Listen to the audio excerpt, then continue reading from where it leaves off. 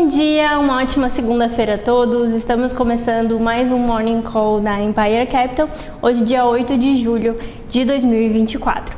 Na sexta-feira, vocês já sabem, o principal destaque era a divulgação do payroll, dado de mercado de trabalho lá nos Estados Unidos, e a gente teve esse dado superando o consenso de mercado. No entanto, a gente teve aí uma revisão dos dados anteriores para baixo, uma revisão de 111 mil em meses anteriores, com a taxa de desemprego subindo a 4,1%, e isso foi lido pelo mercado e pelos analistas como um dado mais fraco, o que aumentou os ânimos aí para uma redução de juros por lá ainda nesse ano. Com isso, a gente teve o Ibovespa fechando em alta na sexta-feira pela quinta vez consecutiva e subindo 2% ao longo da semana.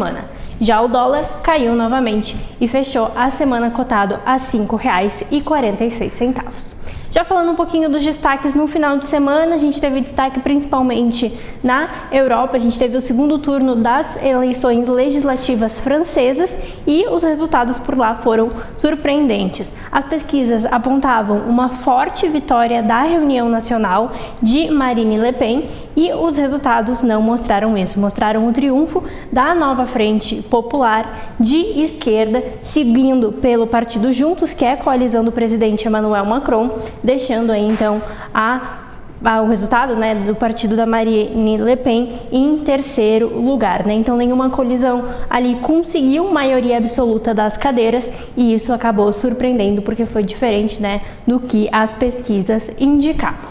Já falando dos resultados, principais destaques do dia de hoje, a gente já teve pela manhã a divulgação do Boletim Focus, conforme acontece toda a segunda-feira, e novamente viemos com revisões de expectativas da taxa de inflação.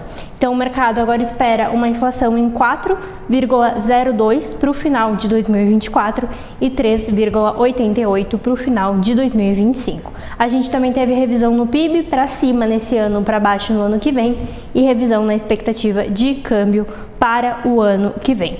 Já com relação à Selic, as expectativas permaneceram inalteradas. E se por um lado é negativa essa revisão de expectativas para cima, ali no Focus, a gente teve divulgação já nessa manhã do IGP-DI de junho e ele veio com alta de 0,5% abaixo do consenso de mercado, que era alta de 0,6%.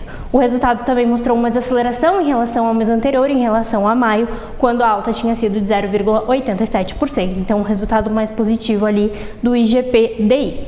Com relação ao noticiário do final de semana por aqui, a gente teve o noticiário de que Lula vai indicar o Gabriel Galípolo à presidência do Banco Central já em agosto, e essa indicação aí já era esperada por grande parte do mercado.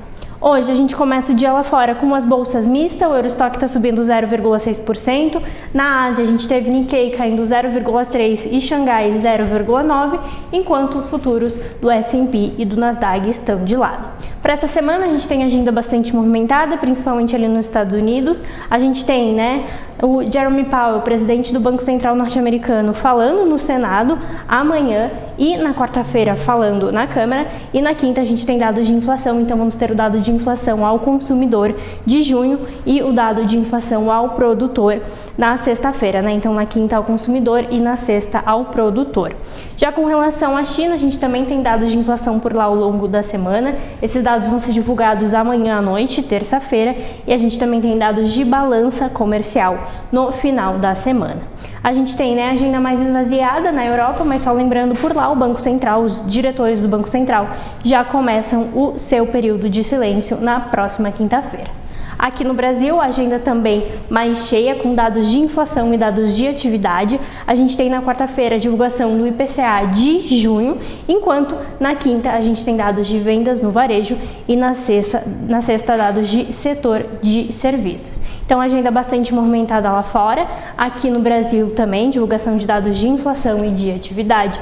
E, é claro, o mercado também continua acompanhando o cenário político. Um ótimo dia a todos, nos vemos amanhã.